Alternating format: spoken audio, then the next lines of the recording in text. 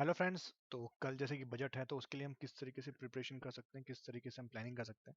तो जनरली जो भी कोई इवेंट होता है, बिग इवेंट होता है, जैसे बजट है या फिर आरबीआई मॉनेटरी पॉलिसी है, तो उस टाइम पे जनरली जो हमारा वोलेटिलिटी होता है इंडेक्सेस के अंदर वो इंक्रीज हो जाता है। तो उस चीज़ को आप सिंपली इंडिया विक्स से भी देख सकते हो कि इंडिया विक्स के अंदर क्या हलचल है। तो यहाँ पे आप देख सकते हो जो इंडिया विक्स, और अगर आप कहो कि नॉर्मली जो उसकी रेंज रहती है वो 10 से 17-18 इस रेंज के अंदर रहता है। कभी कभी कुछ इवेंट्स है तो वहाँ पे इंक्रीज हो जाता है। तो वैसे ही अभी आप पिछले 4-5 सेशन से देखोगे तो ऑलमोस्ट जो विक्स है वो 18 से अभी करंटली 24-25 के आसपास है, और आज फिर दोबारा से इंक्रीज हुआ है। तो चांसेस है कल विक्स जो है 24 के ऊपर जाना स्टार्ट करे। तो अगर विक्स अपसाइड जाएगा तो ऑप्शन के जो प्रीमियम होंगे, अगर आप ऑप्शन ट्रेडिंग करते हो एफएनओ के अंदर, तो जो ऑप्शंस के प्रीमियम होंगे वो इंक्रीज हो जाएंगे। तो सिंपली जो ऑप्शंस पहले 100 रुपीज़ का होता था वो वोलेटिलिटी के कारण अभी करंटली 210 220 यहाँ पे ट्रेड कर रहे हैं। तो ऑलमोस्ट जो ऑप्शंस है वो काफ़ी ज़्यादा एक्सपेंसिव है। तो इस चीज़ का आप ध्यान रखना कि अगर कल वोलेटिलिटी इंक्रीज होती है तो वहाँ पे ऑप्शंस के प्रीमियम इंक्रीज होंगे, और अगर वोलेटिलिटी डाउन होगी तो ऑप्शन का जो डिके होगा बहुत ज़्यादा फास्ट होगा। मे बी आपके डायरेक्शन में जो प्राइस है वो जा रहा है, बट उसके बावजूद भी डिके बहुत फास्ट होगा। तो इस चीज़ का आप ध्यान रखना कल। तो इस चीज़ को हम कैसे काउंटर कर सकते हैं उस चीज़ को हम जानेंगे आगे। पहले हम देख लेते हैं निफ्टी में कौन कौन से लेवल हैं जहाँ पे हमें जो ट्रेड है वो करना है। तो निफ्टी एक अच्छा खासा फॉल के बाद अगर आप यहाँ पे देखो तो एक समहाउ आप कह सकते हो कि एक बॉटम जो ये 16,800 का जो लेवल है, ये निफ्टी के लिए कह सकते हो करंटली बहुत ही ज़्यादा क्रूशियल लेवल है, क्योंकि अगर इसके नीचे जाएगा तो यहाँ पे दो तीन चीज़ें एक साथ कॉन्फ्लुएंस हो रही हैं। यहाँ पे एक ट्रेंड लाइन जहाँ पे प्राइस काफ़ी टाइम से जो है सपोर्ट ले रहा है, ऑलमोस्ट 5 बार सपोर्ट ले लिया है, अभी भी यहाँ पे सपोर्ट लिया है। तो अगर इसके नीचे प्राइस ट्रेड करेगा तो ये ट्रेंड लाइन का ब्रेकआउट होगा। तो चांसेस है कि आने वाले टाइम में फिर आपको एक अच्छा खासा फास्ट मूव यहाँ से 1000 पॉइंट 800 पॉइंट का जो फास्ट मूव है 1600 तक मिल सकता है, इन केस अगर यहाँ पे एक अच्छी खासी क्लोजिंग के साथ जो है 16,800 के नीचे क्लोज करता है। बट करंटली अगर हम यहाँ पे देखें जो हमारे पास वाइडर रेंज है, अगर हम वाली चार्ट पे देखें तो जो वाइडर रेंज है हमारे पास, तो यहाँ पे प्राइस जो 17,400 है, इसके आसपास पिछले 2 दिनों से ही यहाँ पे रेजिस्टेंस ले रहा है। फ्राइडे को भी यहाँ से एक फॉल हुआ था, आज इसके आसपास यहाँ पे एक कंसोलिडेट कर रहा है, काफ़ी टाइम से यहाँ पे ट्रेड कर रहा है। तो डाउन साइड जो हमारे लिए इंपॉर्टेंट लेवल है वो है 16,800, और अपसाइड 17,400। और अगर आप इसको स्मॉलर टाइम फ्रेम में जाओगे तो आपको यहाँ पे क्लियरली दिखाई देगा कि 1500 के अंदर एक जो जोन है इसके अंदर निफ्टी ट्रेड कर रहा है। तो यहाँ पे ये ट्रेंड लाइन है जिसके आसपास से प्राइस 2 बार बाउंस किया है। तो उसके नीचे अगर ट्रेड करेगा तो हमें एक फास्ट मूव डाउन साइड मिल सकता है, अगर कल गैप अप गैप डाउन होता है। और इस केस में अगर ये ट्रेंड लाइन के नीचे अगर ट्रेड करता है तो एक फास्ट मूव मिल सकता है, और हो सकता है ये दोबारा से जो अपना लो है उसके आसपास रीटेस्ट करें। तो यहाँ पे जो इंपॉर्टेंट लेवल्स हैं डाउन साइड, तो 17,100 का जो लेवल है ये काफ़ी इंपॉर्टेंट होने वाला है कल, क्योंकि यहाँ से प्राइस गैप अप हुआ था, गैप भी है। तो गैप जो है वो एज अ सपोर्ट रेजिस्टेंस का काम करेगा यहाँ पे। और प्राइस पूरे दिन भर, जैसे आज की बात करें, पूरे ट्रेडिंग आवर में एक स्मॉल रेंज के अंदर ही ट्रेड किया है। तो यहाँ पे अगर कल हमें अपसाइड ब्रेक मिलता है देन एक फास्ट मूव आप एक्सपेक्ट कर सकते हो यहाँ से। और वो फास्ट मूव ऑलमोस्ट जो यहाँ पे आप कह सकते हो 15, 17, 550 इस लेवल के आसपास तक जा सकते हो। तो यहाँ पे एक बार प्राइस ने सपोर्ट लिया था, तो ये करंटली अब एक रेजिस्टेंस का काम करेगा। तो 17,550 के अराउंड तक जो 15 कह सकते हो 100, 110, 120 मूव जो पॉइंट्स का मूव है वो एक फास्ट मूव अपसाइड मिल सकता है, अगर 17,410 के ऊपर हमें क्लोजिंग मिलती है। तो कल आप जो है मे बी ट्रेडिंग के अंदर एक चीज़ का ध्यान रखना कि क्लोजिंग बहुत इंपॉर्टेंट है। जैसे आज भी अगर आप देखो तो कल के जोन के ऊपर हमें क्लोजिंग तो मिली है, बट उसके ऊपर फॉलो अप नहीं मिला। तो कल आप, क्योंकि वोलेटाइल सेशन हो सकता है, तो अगर प्राइस सिंगल रेंज में निकल जाता है देन उस चीज़ को अवॉइड करना। और अगर प्राइस क्लोजिंग होती है देन उसके बाद फॉलो अप का हम इंतजार करेंगे, उसके उसमें हम ट्रेड करेंगे, क्योंकि जनरली जितने भी इवेंट्स होते हैं वहाँ पे फेक ब्रेकआउट बहुत ज़्यादा मिलते हैं। तो एक बार ट्रेंड एस्टेब्लिश हो जाए उसको प्ले आउट करना इजी होता है as compare to fake breakout, क्योंकि फेक ब्रेकआउट में ऑलरेडी ऑप्शन के प्रीमियम काफ़ी महंगे होंगे, और वहाँ पे अगर आपका स्टॉप लॉस होंगे तो वो भी काफ़ी बड़े होंगे। तो इस चीज़ का ध्यान रखना, क्लोजिंग का वेट करना। और जैसे कि मैं आप लोगों को बताऊंगा हेज के साथ हमें ट्रेडिंग करना चाहिए कल, तो हेज कैसे बनाना है वो चीज़ मैं आप लोगों को बताऊंगा। तो यहाँ पर ये दो जो रीज़न है इसके अंदर अगर ट्रेडिंग वो जो आपको अगर ट्रेड अपसाइड निकलता है 17,410 के ऊपर, देन एक फास्ट मूव मिल सकता है अपसाइड। वैसे ही डाउन साइड अगर यहाँ पे आज का जो लो है इसके नीचे अगर प्राइस जाएगा तो यहाँ पे हमें एक फास्ट मूव मिल सकता है इस लेवल तक 17,100 150 पॉइंट्स का जो एक है फास्ट मूव डाउन साइड मिल सकता है। तो इस चीज़ का आप ध्यान रखना है यहाँ पे निफ्टी के अंदर। वहीं अगर हम बात करें जो निफ्टी के जो बाकी कंपोनेंट्स हैं, जो मेन कंपोनेंट है हैवी वेट्स हैं, वो कहाँ पे है, वो निफ्टी को किस तरफ ले जाने के लिए जो है पुश कर सकते हैं। तो अगर हम बात करें रिलायंस जिसका कि सबसे ज़्यादा वेटेज है निफ्टी के अंदर, तो इसका अगर हम अवली चार्ट देखें तो यहाँ पे आपको सिमिलर काइंड ऑफ फॉर्मेशन मिलेगी जैसे कि निफ्टी के अंदर है। और यहाँ पे जो ये प्रीवियस रेजिस्टेंस है इसके आसपास में ही ये ट्रेड करे, तो कह सकते हो कि अगर निफ्टी अपसाइड ब्रेक करेगा तो यहाँ पे भी एक रेजिस्टेंस के आसपास ही है ये, जहाँ पे ये बार बार रेजिस्टेंस ले रहा है। तो इसका आप ये रेजिस्टेंस और ये जोन आप मार्क कर सकते हो रिलायंस के लिए।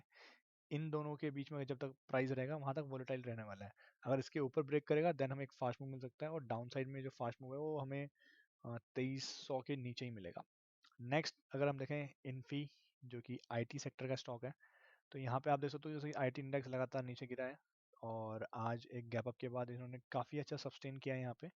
तो जनरली जो फर्स्ट पुल बैक होता है वहाँ पे हमें बाई नहीं करना होता है।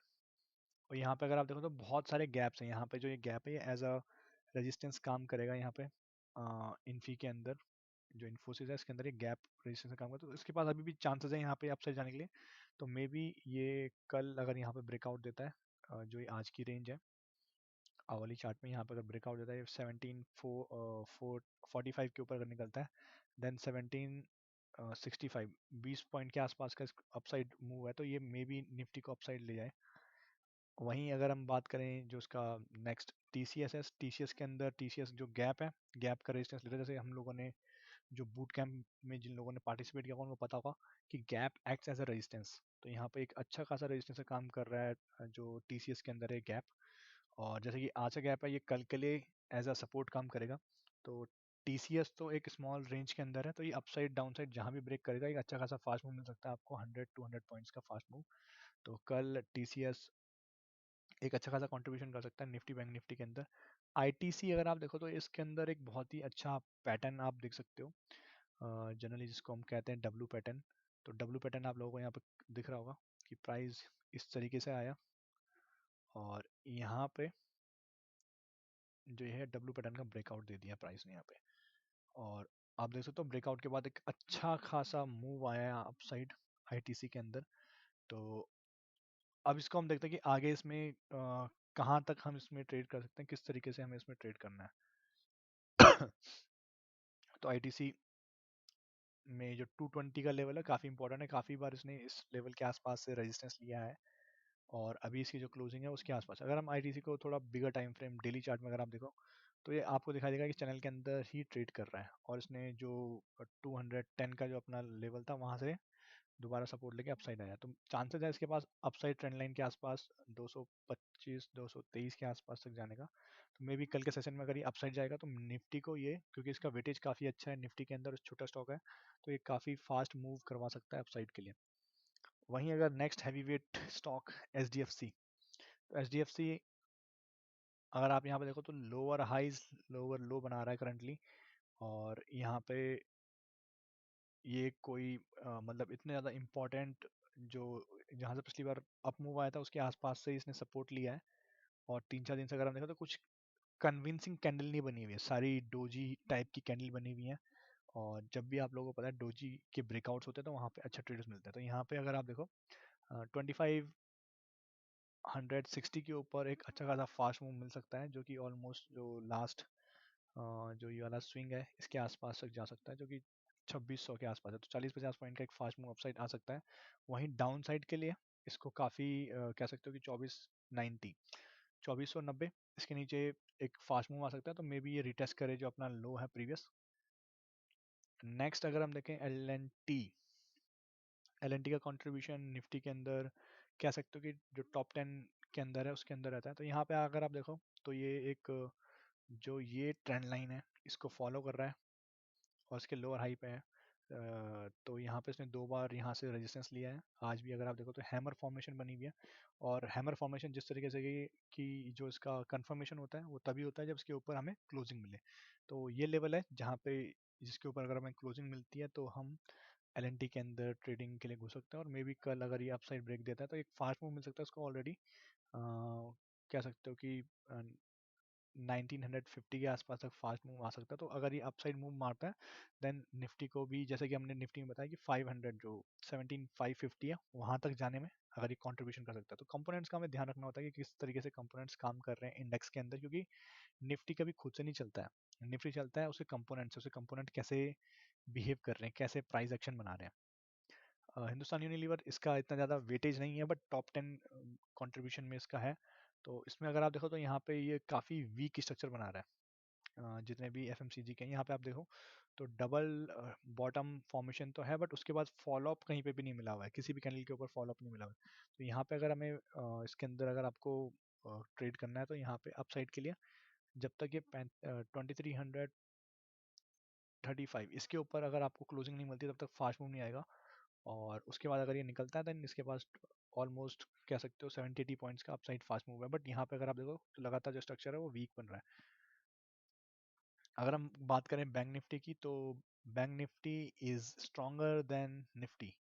यहाँ पे अगर आप देखो बैंक निफ्टी जो रिट्रेसमेंट किया है वो काफ़ी कम किया, जब निफ्टी ने ऑलमोस्ट जो प्रीवियस लो के आसपास यहाँ कहीं तक रिट्रेसमेंट किया था। तो बैंक निफ्टी काफ़ी स्ट्रॉन्ग है, और इसने जो अपना प्रीवियस स्विंग था उसके ऊपर ये भी करंटली ट्रेड कर रहा है, जबकि निफ्टी उसके नीचे ट्रेड कर रहा है। तो अगर आप बाइंग के साइड देख रहे हो तो यहाँ पे बैंक निफ्टी के अंदर ज़्यादा पोटेंशियल है as compare to Nifty upside.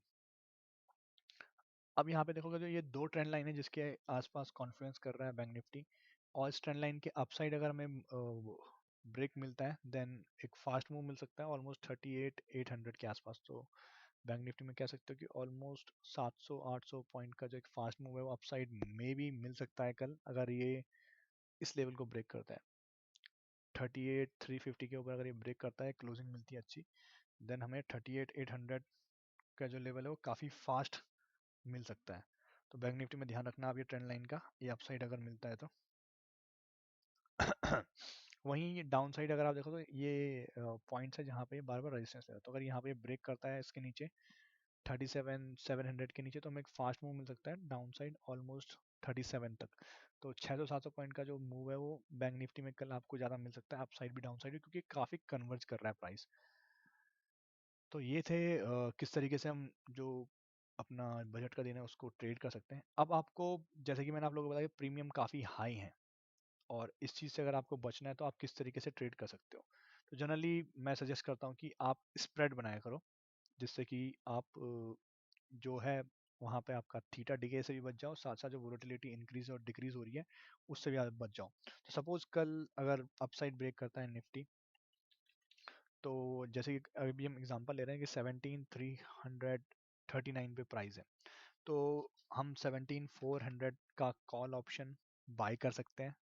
तो यहाँ पे जैसे कि इसका प्रीमियम 210 है, यूजुअली मंडे को जो प्रीमियम रहते हैं वो 120 110 इतने रहते हैं, but due to volatility premium increase हुए हैं, तो हम इसको बाय कर सकते हैं। नेक्स्ट क्या करना है कि हमें जैसे इसको हेज करना है सिंपली, ताकि इसके इन केस की अगर प्राइस बहुत ज़्यादा नीचे गिर जाता है हमारे जो हम प्रिडिक्ट कर रहे हैं उसके अगर अगेंस्ट में जाता है, तो वहाँ पे हमें कुछ इंश्योरेंस मिल जाए। तो यहाँ पे अगर आप देखो इंश्योरेंस जैसे कि मैंने 17,700 का लिया हुआ है, 300 पॉइंट दूर का लिया हुआ है ओटीएम कॉल ऑप्शन, बाय नहीं करेंगे हम इसको सेल करेंगे, ताकि इन केस थीटा डिके होता है या फिर टाइम डिके होता है तो उस चीज़ से हम थोड़ा बच जाएं, और इन केस अगर डाउन साइड मूव आता है तो ये हमें कुछ ना कुछ कंपनसेट कर ले। तो आप देख सकते हो कि यहाँ पे अगर आप उसको आपको ये हैज को डिप्लॉय करना है तो आपको यहाँ पे 29,000 रुपीज़ आपके जो अकाउंट है उसमें होने चाहिए। अब हम इसको एनालाइज करते हैं कि यहाँ पे हमारा रिस्क कितना है और यहाँ पे हमारे पास जो पोटेंशियल रिवॉर्ड है वो कितना है। तो जनरली जो ज़्यादातर रिटेल पब्लिक रहती है, ज़्यादा नए नए जो ट्रेडर्स रहते हैं वो लोग ऑप्शंस को नेकेड बाय करते हैं, वो डायरेक्टली कॉल बाय कर लेंगे, डायरेक्टली जो है पुट बाय कर लेंगे। तो उसमें क्या है कि आपका जो रिस्क रहता है वो काफ़ी ज़्यादा रहता है। जो आपका प्रीमियम है वो जनरली आपको भी पता है कि एक्सपायरी के टाइम पे जो प्रीमियम है मैक्सिमम 80% ऑप्शंस के प्रीमियम जीरो हो जाते हैं। तो चांसेस है कि आपका प्रीमियम जीरो हो। तो उससे बचने के लिए हम हेज को यूज़ कर सकते हैं। यहाँ पे अगर आप देखो, आपने अगर ये ऑप्शन डिप्लॉय किया और अगर यहाँ पे जो आपका मैक्सिमम लॉस होगा वो 5000 रुपीज़ है, वहीं अगर आप सिंपली इसको अगर खरीदते तो ये आपका 11000 के आसपास का मैक्सिमम लॉस हो जाता। और यहाँ पे आपका जो लॉस है वो कंट्रोल हो चुका है। 5000 से नीचे आपको लॉस नहीं मिलने वाला है, चाहे कुछ भी हो जाए, कहीं भी market gap up go down कुछ भी हो, इससे ज़्यादा आपको नहीं मिलने वाला है लॉस। वहीं अपसाइड आपका जो प्रॉफिट है वो भी लिमिट हो चुका है। जहां आपका पहले प्रॉफिट अनलिमिटेड था वो यहाँ पे लिमिटेड हो चुका है।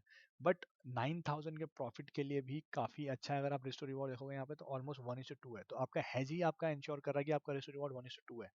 एंड नेक्स्ट चीज़ अगर आप यहाँ पे देखो तो आपका टाइम डिके काफ़ी कम है। अगर आप मैं यहाँ पे अगर इसको हैज को हटा दूँ तो आपको पता चलेगा, पता कि आपका टाइम डिके कितना ज़्यादा है। यहाँ पे देखो 2300 रुपये, अगर मार्केट कुछ भी नहीं करता है नेक्स्ट डे ओपन होता है तो 2300 रुपये आप ऐसे ही गंवाने वाले हो। बट अगर आप हैज को यूज़ कर रहे हो तो आपका वो डिके कम होके 500 रुपये पे आ चुका है। तो ये एक बेनिफिट मिल गया। सेकंड चीज वेगा, अगर वोलेटिलिटी इंक्रीज होती है तो उससे आपको यहाँ पे बेनिफिट ही होने वाला है, आपको लॉस नहीं होने वाला है। तो अगर वोलेटिलिटी बढ़ती है तो भी आपको फायदा है, टाइम डिके से भी आपको बचा रहा है, साथ साथ आपका जो रजिस्टर रिवॉर्ड है उस चीज़ को भी मेंटेन कर रहा है। जब इतनी सारी चीज़ें एक हैज आपको प्रोवाइड कर रहा है देन नेकेड जाने की फायदा क्या है। मे बी आपका वहाँ पे प्रॉफिट ज़्यादा होगा पर लॉस भी ज़्यादा होगा। और ट्रेडिंग में हमें अपने कैपिटल को बचाना होता है, उस पर ज़्यादा फोकस करना होता है एज कम्पेयर टू जो हमारा अपसाइड मूव है या फिर जो हमारा प्रॉफिट है उसके ऊपर फोकस करने से। तो यहाँ पे अगर आप देखो कि अगर प्राइस 1.5% के आसपास अपसाइड मूव करता है तो यहाँ पे आपको 2700 के आसपास का प्रॉफिट होगा। बट अगर मैं यहाँ पे हेज को हटा दूँ तो मे बी आपका प्रॉफिट ज़्यादा होगा, मे बी आपका प्रॉफिट यहाँ पे 5000 होता अगर आप हेज के साथ नहीं जाते। बट इन केस अगर प्राइस नीचे जाता है 0.5% तो हेज में आपका जो लॉस है वो 1400 का ही हो रहा है। बट अगर मैं हेज को हटा लूँ तो आपका यहाँ पर लॉस कितना होता, आपका 4000 का लॉस होता। तो मे बी आप ज़्यादा गेन नहीं कर रहे हो बट आपका लॉस भी ज़्यादा नहीं हो रहा है। तो इस चीज़ को इंश्योर करता है आपका हेज। तो अगर आप कल ट्रेड कर रहे हो, क्योंकि ऑप्शन जो बजट है प्रीमियम हाई रहेंगे, तो बेटर है आप ऑप्शन इस तरीके से स्प्रेड करो। सेम चीज़ हम सेल साइड ही बना सकते हैं। जैसे कि डाउन साइड अगर जा रहा है तो हम सपोज करें निफ्टी 200 का हम पुट ऑप्शन बाय कर रहे हैं। तो यूजुअली जो इनके प्रीमियम रहते हैं 80-90 के आसपास होना चाहिए था, बट क्योंकि आपको ही पता है वोलेटिलिटी के कारण प्रीमियम काफ़ी ज़्यादा एक्सपेंसिव है। तो हम इसमें 17 या फिर 16,900 का जो पुट ऑप्शन होगा उसको सेल कर लेंगे ताकि हमारे को कुछ इंश्योरेंस मिल जाए। तो यहाँ पे जो आपको चाहिए अमाउंट 25,000 के आसपास आपके पास होना चाहिए। और ये आपका इंश्योर कर लेगा कि आपका जो रिस्क होगा वो काफ़ी कम रहे और आपका जो रिवॉर्ड होगा वो उसका ऑलमोस्ट काफ़ी अच्छा रहे। तो इस तरीके से आप हेजिंग का यूज़ कर सकते हो, जैसे यहाँ पे आपको दिखेगा अभी करंटली। तो यहाँ पे आपका जो रिस्क है वो 4500 का है, प्रॉफिट 10,000 का है। तो कुछ भी हो जाए 4500 से ऊपर का आपको लॉस नहीं हो सकता है, और वहीं 10,000 से ऊपर का आपको प्रॉफिट भी नहीं होगा। तो हेज आपको इंश्योर करता है ये चीज़ें। वहीं आपका जो टाइम डिके है उस चीज़ को भी ये देखो, यहाँ पे 750 रुपये ही आपका टाइम डिके है। अगर आप हेज को हटा दोगे तो वही टाइम डिके आपका 2300 हो जाएगा। तो यहाँ पे इस चीज़ से आपको बचा रहा है। साथ साथ वेगा भी आपके साथ है यहाँ पे। अगर आप देखो 240 या फिर 79 जो है वेगा, ये है आपका। अगर वोलेटिलिटी इंक्रीज होती है देन आल्सो आपका प्रॉफिट रहेगा यहाँ पे। तो इस तरीके से हम यूज़ कर सकते हैं अपना जो हेजिंग है उसको। तो आप लोगों को मैंने बजट के लिए बता दिया किस तरीके से आप ऑप्शन को यूज़ करते हुए ट्रेड कर सकते हो। एंड अगर आप ज़्यादा चीज़ जानना चाहते हो तो हमारे जो व्हाट्सअप ग्रुप है उससे ज्वाइन कर सकते हो। उसका लिंक मैं डिस्क्रिप्शन में डाल दूंगा, सो दैट कल जो मैं ट्रेड लेने वाला लाइव उस चीज़ को मैं अपने जो ग्रुप है उसके अंदर शेयर करता हूँ। और अगर आप चाहो तो उन चीज़ों को कुछ सीख सकते हो। And thank you for watching this video. And comments में आप ज़रूर बताना कि आप लोगों को जो ऑप्शन के अंदर हैजिंग है ये किस तरीके से लगी, ताकि हम हैजिंग के अंदर ऑप्शंस के अंदर और डीप में जा सकें। और अगर आप चाहते हो कि मैं और वीडियो बनाऊँ ऑप्शंस के ऊपर then do let me know. Thank you for watching.